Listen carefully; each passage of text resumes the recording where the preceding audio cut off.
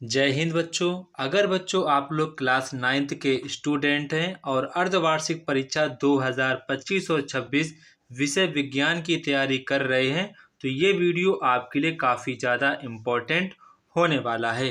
बच्चों आज हम लोग लेटेस्ट पैटर्न पर आधारित साइंस का एक न्यू और इम्पोर्टेंट क्वेश्चन पेपर लाए हैं जो कि आपके हाफ ईयरली एग्जाम में पूछा जाएगा। बच्चों ये क्वेश्चन पेपर आपका एनसीईआरटी पैटर्न पर आधारित है जो कि आपके एग्जाम के पॉइंट ऑफ व्यू से काफ़ी ज़्यादा इम्पोर्टेंट है। इसमें बच्चों आपको सभी के सभी इम्पोर्टेंट क्वेश्चन ही देखने को मिलेंगे।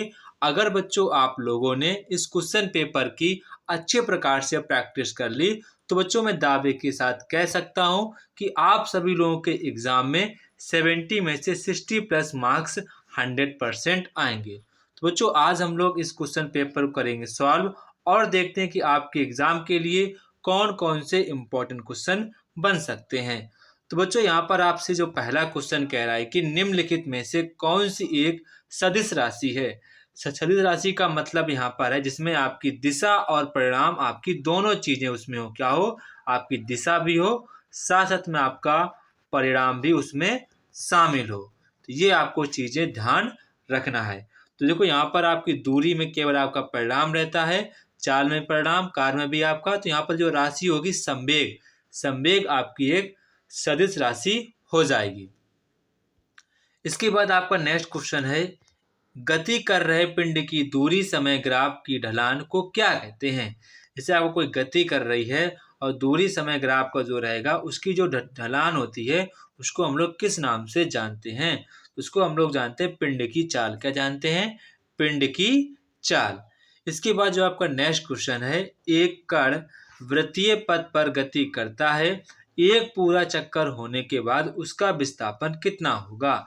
जैसे कि कोई भी यहाँ पर कण है, इस वृत्तीय पथ पे ए बिंदु से स्टार्ट किया, फिर वो यहाँ पर घूमते घूमते ए बिंदु पर भी आ गया, तो उसका विस्थापन कितना हुआ?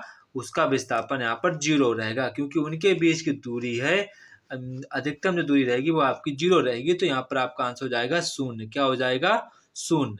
इसके बाद जो आपका नेक्स्ट क्वेश्चन है संवेग का मात्रक क्या होता है। तो संवेग का यहाँ पर आप मात्रक देखेंगे, संवेग का सूत्र होता है P बराबर mv। क्या होता है? P बराबर mv। तो m का आपका होता है किलोग्राम, वेग का होता है मीटर प्रति सेकेंड। तो यहाँ पर आपका राइट आंसर हो जाएगा किलोग्राम मीटर प्रति सेकेंड। तो यहाँ पर आपका ऑप्शन नंबर ए वाला करेक्ट आंसर हो जाएगा। इसके बाद रॉकेट किस संरक्षण के नियम पर कार्य करता है। तो रॉकेट किस संरक्षण के नियम पर कार्य करता है? तो वो संवेग संरक्षण के नियम पर कार्य करता है। इसी होता है m1 v1 बराबर m2 v2, इस सिद्धांत पर कार्य करता है।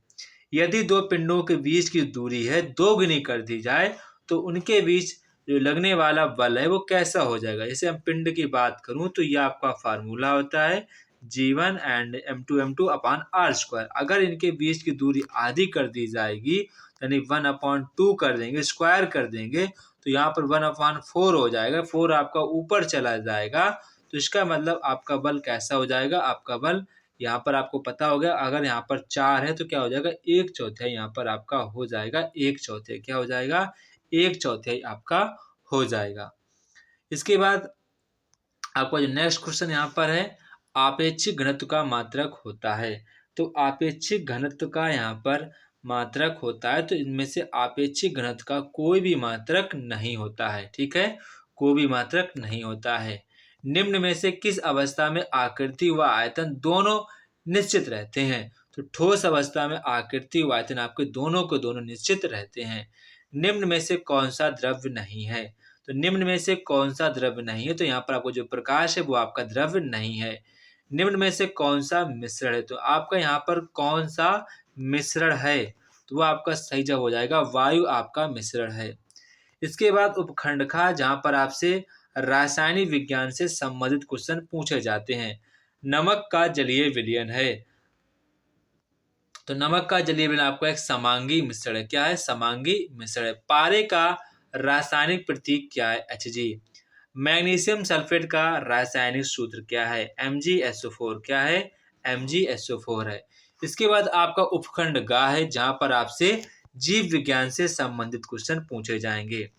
तो यहाँ पर कह रहे हैं कोशिका का श्वसन का कोशिकांग अंग कौन सा है? तो आप सभी को पता है माइटोकॉन्ड्रिया। क्या है? माइटोकॉन्ड्रिया। पादप कोशिका की भित्ति बनी होती है, तो किसकी बनी होती है? सेलुलोज की बनी होती है। कोशिका में केंद्रक की खोज किसने की थी? तो कोशिका में केंद्र की खोज की थी रॉबर्ट ब्राउन ने। किसने की थी? रॉबर्ट ब्राउन ने। अस्थियों को अस्थियों से जोड़ता है, तो आपका सही जवाब हो जाएगा कंडरा। क्या हो जाएगा? कंडरा। नारियल का रेशा कौन सा ऊतक है? तो नारियल का रेशा कौन सा ऊतक है? जाइलम ऊतक। कौन सा है? जाइलम ऊतक है। इसके बाद वर्गीकरण विज्ञान के जन्मदाता कौन है? तो वर्गीकरण के जन्मदाता कौन है? लिनियस। कौन है? लिनियस। मनुष्य की कोशिका में कुल कितने गुणसूत्र होते हैं? तो मनुष्य की कोशिका में कुल के कुल यहाँ पर 46 गुणसूत्र होते हैं, जो 23-23 का यहाँ पर पेयर बनाते हैं। इसके बाद बच्चों यहाँ पर आपसे खंड बा आता है, जहाँ पर आप लोगों से वर्णात्मक प्रश्न यहाँ पर पूछे जाएंगे। ठीक है, यहाँ पर आपसे वर्णात्मक प्रश्न पूछे जाएंगे। यहाँ पर आपका पहला है उपखंड का, जहाँ पर आपसे भौतिक विज्ञान से संबंधित क्वेश्चन पूछे जाएंगे। तो यहाँ पर आपसे कह रहे हैं कि चाल और वेग में आपको अंतर बताना है। जब भी बच्चों आपसे अंतर पूछा जाए तो हमेशा आपको ऐसे अंतर लिख कर देना है। चाल इस साइड लिख देना है, इधर साइड आपको वेग लिख देना है, तब यहाँ पर आप अंतर लिखेंगे तो काफी अच्छा लगता है। जो कॉपी चेक करते हैं वो आपको पूरे पूरे मार्क्स देने का प्रयास भी करते हैं। इसके बाद यहाँ पर आपसे कह रहे हैं कि दूरी और विस्थापन में आपको दो दो अंतर लिखने, सेम आपको उसी वे से लिखना होगा। इसके बाद यहाँ पर आपसे क्वेश्चन नंबर 2 कह रहे हैं एक्सेलरेशन किसे कहते हैं? इसका आपको मात्रक लिखना है। एक कार विरामावस्था से चलकर 10 सेकंड में 60 किलोमीटर प्रति घंटा के वेग को प्राप्त करती है, तो यहाँ पर आपको उसका एक्सेलरेशन पूछते हैं। यहाँ पर देखो, सबसे पहले अगर मैं बात करूँ, यहाँ पर आपसे ए पूछ रहे हैं। आपको यहाँ पर u बराबर जो है 0 दिया गया है, v बराबर आपको 60 किलोमीटर प्रति घंटा दिया गया है, और आपको यहाँ पर समय भी 60 सेकंड दिया गया है।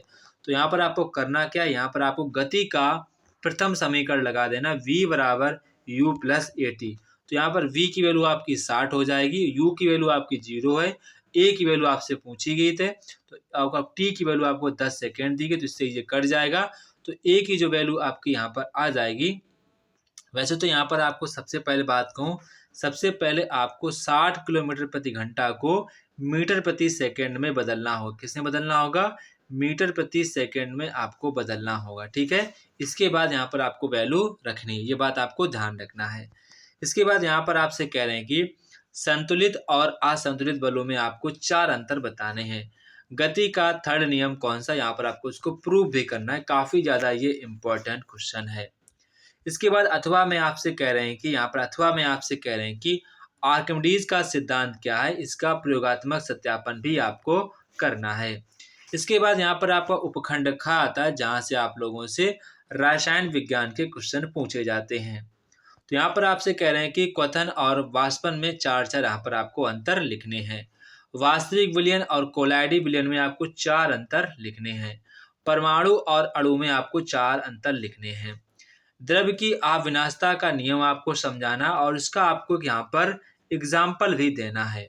अगर आपको क्वेश्चन नहीं आता है तो आप अथवा वाला भी कर सकते हैं। यौगिक और मिश्रण में कोई आपको 6 अंतर लिखने हैं। आपका 6 मार्क्स का क्वेश्चन रहेगा, और काफी ज्यादा ये इंपॉर्टेंट क्वेश्चन भी है।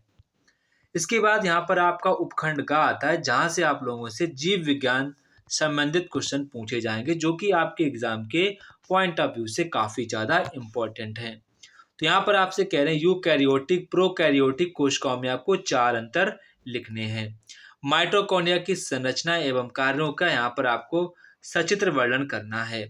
निम्नलिखित में आपको भेद स्पष्ट करना है। अस्थि और उपास्थि बताना क्या अंतर है, और यहाँ पर आपसे करा कि कंडरा और स्नायु में आपको अंतर स्पष्ट करना है। ठीक है, कंडरा और स्नायु। अथवा में आपसे कह रहे हैं कि पौधों में पाए जाने वाले विभिन्न प्रकार के ऊतकों के नाम लिखिए, और उनके आपको कार्य भी लिखने हैं।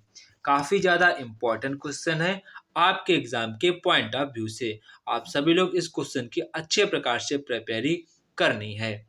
इसके बाद यहाँ पर आपसे कह रहे हैं कि वर्गीकरण क्या है। वर्गीकरण के आपको 2 आधार बताने हैं, इसका आपको यहाँ पर महत्व भी आपको लिखना है।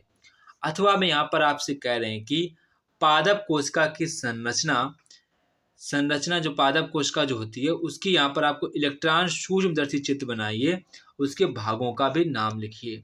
ठीक है, तो ये था बच्चों हमारे क्लास 9 का हाफ ईयरली का इम्पोर्टेंट क्वेश्चन पेपर, जो कि आपके एग्ज़ाम के पॉइंट ऑफ व्यू से काफ़ी ज़्यादा इम्पोर्टेंट है। आप सभी लोग इस क्वेश्चन पेपर की अच्छे प्रकार से प्रैक्टिस करनी है ताकि आपके एग्ज़ाम में अच्छे मार्क्स आ सकें। तो जय हिंद बच्चों, फिर मिलते हैं अपने नेक्स्ट वीडियो में। तब तक कि आप सभी बच्चों को जय हिंद।